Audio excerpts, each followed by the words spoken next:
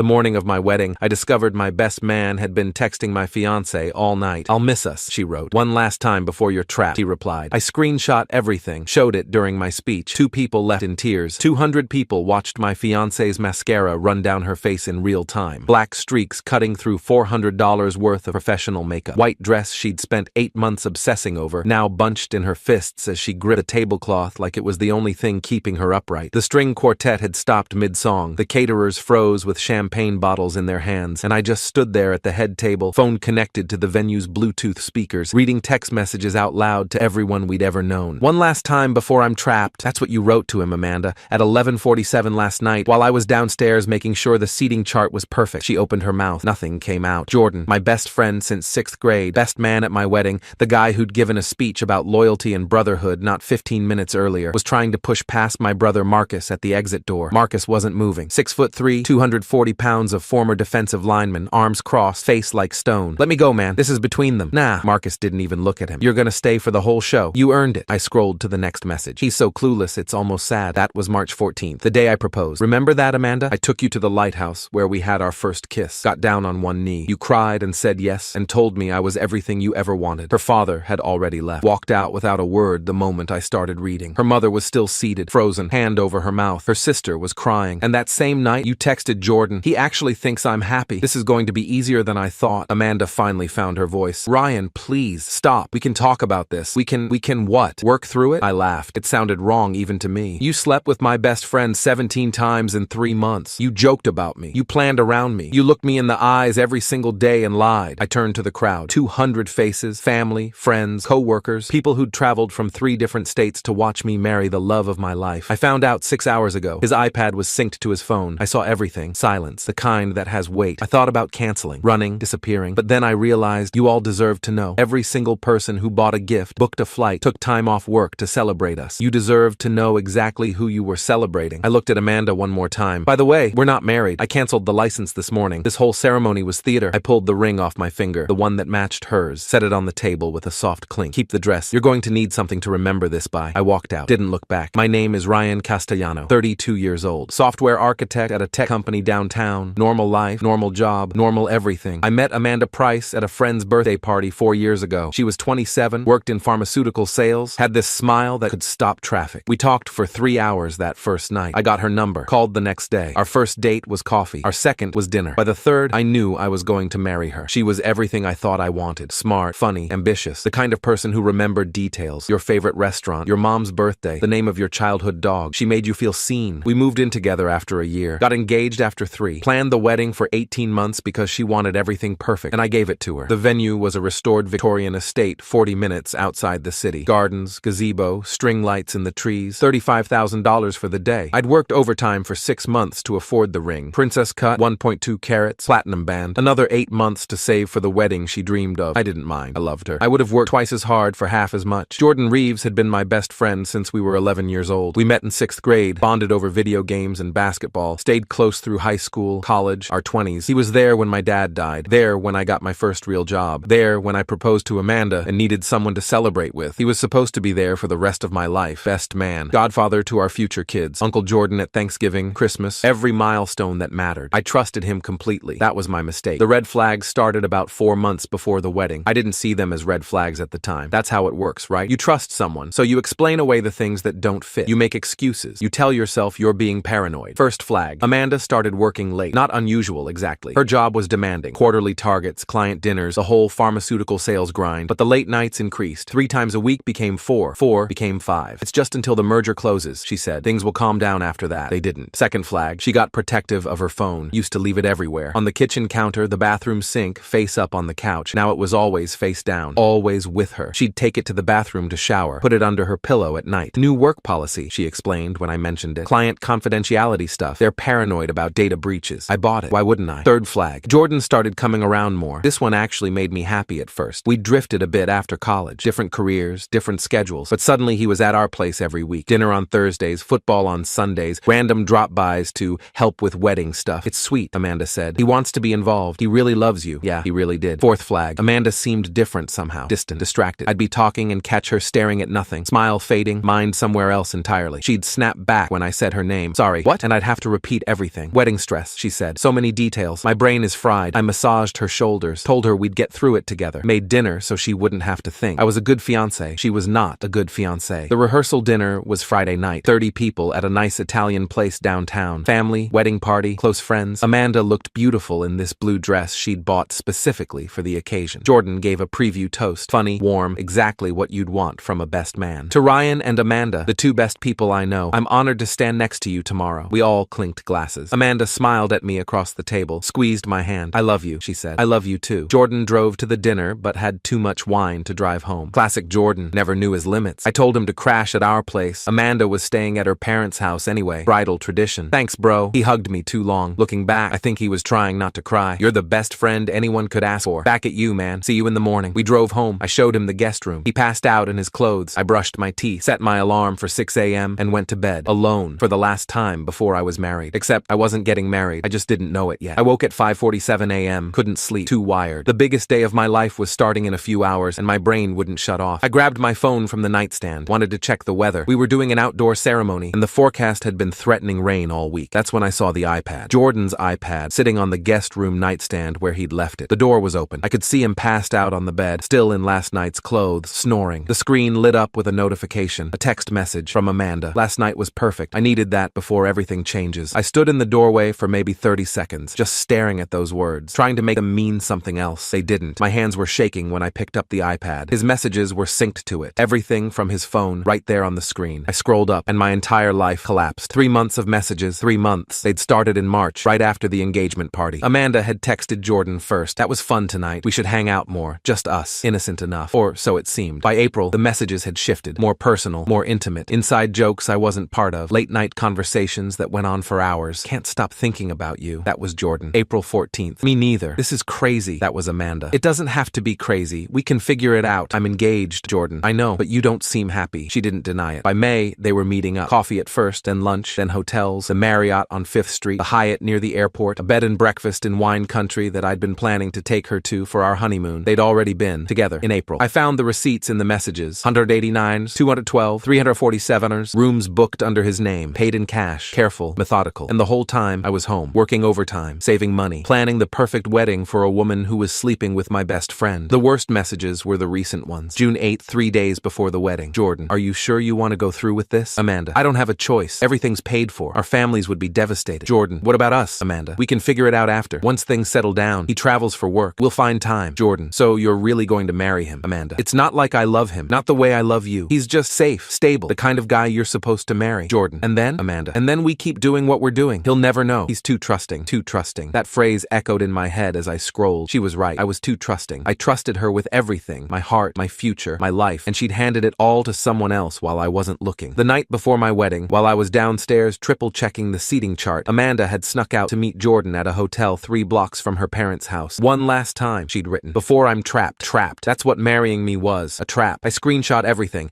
Every message, every photo, every receipt and confession and declaration of love that should have been mine. Sent it all to my phone. Cleared the notification on his iPad. Put it back exactly where it was. Jordan was still snoring. I walked back to my room, sat on the edge of the bed, stared at the wall until the sun came up, and then I made a decision. The obvious move was to cancel everything. Call Amanda. Call Jordan. Have the confrontation. Scream. Cry. Throw things. Cancel the venue. Return the gifts. Explain to 200 people that the wedding was off because my fiancé was a liar and my best friend was a traitor. That's what a normal person would do. But I wasn't feeling normal. I was feeling cold, calculating, a kind of calm I'd never experienced before, like all the emotions had been flash frozen and stored somewhere I couldn't access them. I didn't want a private confrontation. I wanted witnesses. I wanted everyone who'd ever told me how lucky I was, how perfect Amanda was, how solid our relationship seemed. I wanted them all to see exactly who she really was. At 7:15 a.m., I called the county clerk's office, got the emergency line. I need to cancel a marriage license application. The woman on the phone was confused. Sir, your wedding is today. The license is already processed. I understand. I'm withdrawing the application, effective immediately. May I ask why? Personal reasons. She processed it, confirmed the cancellation. No marriage would be recorded, no matter what happened at the ceremony. Amanda Price and Ryan Castellano would not be legally wed. At 7:45, I texted Amanda, can't wait to see you today. I love you. She responded with heart emojis. At 8, cool. I went to wake Jordan up. Big day, brother. He was hungover, groaning, squinting at the light. How you feeling? Never better, I said. Come on, let's go get me married. The morning passed in a surreal blur. I showered, got dressed, put on the tuxedo I'd rented 2 months ago, stood in front of the mirror and practiced smiling until it looked real. Jordan Jordan drove us to the venue, cracked jokes the whole way about bachelor freedom ending, about married life, about how I was locking down the best woman in the world. I laughed at all of them. The photographer captured everything. Me and the groomsmen, me and Jordan, me adjusting my tie, checking my watch, looking appropriately nervous. I wasn't nervous. I knew exactly what was going to happen. At 2:30 p.m., the string quartet started. Guests took their seats. 200 people in white folding chairs facing a gazebo draped in roses. At 2:45, the bridesmaids walked down the aisle. Amanda's friends, women who'd helped her pick out her dress, plan her bachelorette party, cover her lies. At 3 hours, Amanda appeared. She was beautiful. White dress, cathedral train, veil covering her face. Her father walked her down the aisle while the quartet played Pachelbel's canon. She was crying. Happy tears, everyone thought. I stood at the altar, watched her approach, smiled when she reached me. "You look amazing," I whispered. "So do you." She squeezed my hands. "I can't believe this is really happening." "Neither can I." The ceremony proceeded. Readings, prayers, the standard script. I said my vows, wrote them myself, talked about love, partnership, building a life together. Every word was true. That was the thing. I'd meant all of it. She just hadn't. When it was her turn, Amanda pulled out handwritten notes. Her voice shook. "Ryan, from the moment I met you, I knew you were special. You make me feel safe. You make me feel loved. You're my best friend, and I can't wait to spend the rest of my life with you." She was so good at lying. I'd never noticed before. The officiant reached the end. "By the power vested in me, I now pronounce you husband and wife." Except he didn't have that power because there was no license. We kissed. Everyone cheered. Jordan clapped so hard I could hear it over the music, and I smiled because the real show was just about to start. The reception was in a grand ballroom adjacent to the gardens. White linens, crystal glasses, a 17-piece band Amanda had insisted on because live music makes everything more magical. 200 place settings, 30 tables, a dance floor that would never be used. Dinner came first. Filet mignon, salmon, vegetarian risotto. I ate nothing. Pushed food around my plate while Jordan sat 3 seats away, laughing at something a bridesmaid said. Amanda kept touching my arm. "Are you okay? You've barely eaten." "Just overwhelmed. Happiest day of my life." She kissed my cheek. Mine too. The lies came so easily for her. Toast time arrived. The DJ handed Jordan a microphone. He stood, adjusted his boutonniere, and faced the crowd. "For those who don't know me, I'm Jordan, Ryan's best friend since 6th grade. We've been through everything together. Good times, bad times, everything in between." He looked at me, smiled, the smile I'd trusted for 20 years. "Ryan is the most loyal person I know. The kind of guy who shows up no matter what, who gives everything he has, who loves completely without reservation." He raised his glass. "And Amanda, you're the luckiest woman in the world to have him. I've watched your relationship grow from the beginning, and I can honestly say I've never seen two people more perfect for each other." Everyone clapped. Amanda wiped her eyes. I almost felt bad for what I was about to do. Almost. When Jordan sat down, I stood up, clinked my glass. The room quieted. 200 faces turned toward me, expectant, happy, ready for a heartfelt speech from the groom. "Thank you all for being here. This day means more to me than I can express. Seeing all of you, family, friends, people we love, gathered together to celebrate, well, it's everything I ever wanted." Smiles, nods. Amanda reached for my hand. I pulled away. "But before we go any further, there's something you all need to know." The smile froze on Amanda's face. Jordan's eyes narrowed slightly. "I woke up at 6 a.m. this morning. Couldn't sleep. Grabbed my phone to check the weather, and I saw something that changed everything." I pulled out my phone, connected to the venue's Bluetooth speakers. Jordan left his iPad at my place last night. His messages were synced, and I found 3 months of text between him and my wife. The word wife came out bitter. "Wrong. Actually, she's not my wife. We never signed the papers. I canceled the license this morning." Gasps, murmurs. Amanda's mother's hand flew to her mouth. "I thought you all deserved to know who you were celebrating, so let me read you some highlights." I started scrolling. March 23rd, Amanda to Jordan. "I can't stop thinking about last night. When can I see you again?" Amanda stood. "Ryan, don't do this. Please." April 14th, Jordan to Amanda. "The hotel was perfect. Next time let's try that place in wine country." "Bro, stop." Jordan was on his feet now. "Let's talk about this." "Not here." "Not here?" I laughed. "You slept with my fiancé in 17 different hotels. You made plans under my roof. You stood next to me today and gave a speech about loyalty. No, we're doing this here, in front of everyone." I kept reading. June 8th, Amanda to Jordan. "It's not like I love him. He's just safe, stable, the kind of guy you're supposed to marry." Amanda was crying now. Real tears, finally. Her hands were shaking. June 10th, last night, Amanda to Jordan. "One last time before I'm trapped." I looked at her. Trapped. That's what marrying me was. A trap. Her father had already left. Walked out somewhere during the readings. Her mother was frozen. Her sister was sobbing. Jordan tried to make a break for the exit. My brother Marcus blocked the door. Arms crossed. Face immovable. "You're staying," Marcus said. "Deal with it." Jordan looked around the room. 200 witnesses. Every exit covered. Nowhere to go. I turned back to Amanda. "You lied to me. Every day. Every I love you. Every plan we made. Every time you looked me in the eyes and told me I was your forever." She couldn't speak. Just stood there. Mascara streak. Shaking. "And you." I looked at Jordan. 20 years. 20 years of friendship. And this is how you repay it? It just happened, man. We didn't plan. You booked 17 hotel rooms. You scheduled around my work trips. You texted her every night from 3 feet away while I slept. I held up my phone. "I have receipts, Jordan." Literally. He had nothing to say. I pulled off my wedding ring. Set it on the table. "Keep the dress. Keep the ring. Keep each other." I looked at Amanda one last last time. You deserve what you get. I walked out of the ballroom. Didn't look back. The aftermath was nuclear. My brother told me what happened after I left. Amanda collapsed into a chair, sobbing. Jordan tried to leave again. Marcus finally let him. Half the guests walked out within 10 minutes. The other half stayed, stunned, unsure what to do. Amanda's mother had to be helped to a car. Her father never came back. The caterers didn't know whether to keep serving food. The 17-piece band played to an empty dance floor for 20 minutes before someone finally told them to stop. I went home, changed out of my tuxedo, sat on the couch in the dark for 3 hours. My phone blew up. Texts, calls, voicemails. I ignored all of them, except one, from Amanda at 11:47 p.m. You didn't have to do it like that. I know what I did was wrong, but that was cruel. I typed back, so was lying to me for 3 months. I blocked her number, then Jordan's, then started working through the list of anyone who might try to defend them. The next few weeks were a blur. I took time off work, told my boss there'd been a family emergency. He didn't ask questions. Word had already spread. Someone from the office had been at the wedding. By Monday morning, everyone knew. The gifts got returned. $47,000 worth of kitchen appliances, bedding, and honeymoon fund contributions, all sent back with polite notes explaining that the wedding had been unexpectedly canceled. The venue offered a partial refund, $8,000 out of $35,000. Extenuating circumstances, they said. Better than nothing. Amanda's name came off the lease. She'd been staying at her parents' house anyway. She just never moved back. I didn't ask where she went. Didn't care. Jordan reached out once. A long text explaining that it wasn't planned, that they just connected, that he was sorry it happened this way. I didn't respond. 3 weeks later, I got a call from a lawyer. Amanda was trying to recover some of her wedding expenses. She'd put deposits on things. The florist, the photographer, the dress. My lawyer, Patricia Hendricks, handled it. 17 years of family law experience. She reviewed the messages I'd saved, the receipts, the timeline. She doesn't have a case, Patricia told me. If anything, you could pursue her for emotional damages, the documented deception, the financial exploitation. Courts take that seriously. I don't want money. I just want it to be over. Then it's over. I'll send them a letter explaining she has no grounds. They'll go away. They did. The thing about public humiliation is that it spreads. Amanda worked in pharmaceutical sales, a reputation-based industry. Within 2 weeks, her colleagues knew. Within a month, her clients did. She got restructured out of her position in August. That's the corporate term for, we can't fire you for being a cheater, but we can eliminate your role. Jordan had it worse. He worked in real estate, specifically high-end residential real estate, where trust is everything. His face was all over his marketing materials. Jordan Reeves, your honest partner in home buying. Someone from the wedding forwarded screenshots to his brokerage, then to a local real estate Facebook group, then to a reviewer who left detailed comments on his Zillow page. His sales dropped 70% in 3 months. His brokerage mutually agreed to part ways in September. I didn't do any of that. I just told the truth. Other people did the rest. Amanda and Jordan tried to make it work. I heard about it secondhand, from mutual friends who didn't know they were supposed to pick sides. They moved in together in October, an apartment downtown, smaller than what either of them was used to. It lasted 4 months. Turns out relationships built on deception don't have the strongest foundations. Who knew? She moved back in with her parents. He moved to another state. Last I heard, she was dating someone new, another safe guy, according to the rumor mill. I hope she doesn't do to him what she did to me, but I'm not optimistic. A year later, I'm doing okay. Not great, not healed, but okay. The anger faded around month 6. The sadness took longer. There were nights I couldn't sleep, days I couldn't focus, moments where I'd catch myself reaching for a phone to text someone who no longer existed in my life. I started seeing a therapist, Dr. Marcus Rivera, psychologist specializing in relationship trauma. He helped me understand that what Amanda and Jordan did wasn't my fault, that trusting people isn't a weakness, that being betrayed says more about them than it does about me. You did something remarkable, he told me during one session. Most people would have imploded privately. You stood up for yourself publicly. That takes courage. It felt like cruelty, I admitted. Maybe. But cruelty would have been suffering in silence while they built a life on your pain. He leaned forward. You chose visibility. You chose truth. That's not cruel. That's self-respect.